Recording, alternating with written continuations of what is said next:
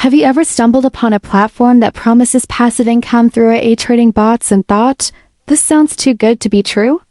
That's exactly what Defily claims to offer. But before you get tempted by those smooth marketing lines and big passive income promises, it's important to take a closer look at what's really going on behind the scenes.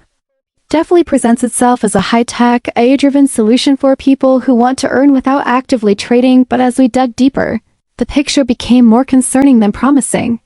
First off, there's almost zero transparency about how the AI trading bot actually works.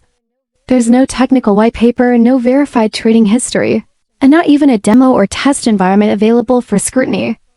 And when a platform is vague about how its core money-making feature operates, that should be your first red flag.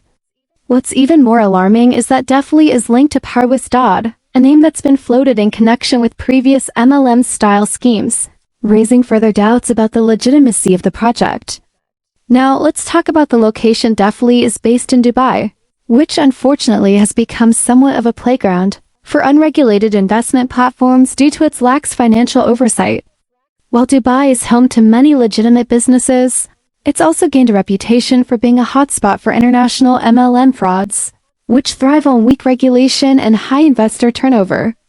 Add to that the fact that Defily doesn't offer any tangible products, only affiliate memberships with a strong emphasis on recruiting others. And you're essentially looking at a business model built more on bringing new people in than delivering any real value.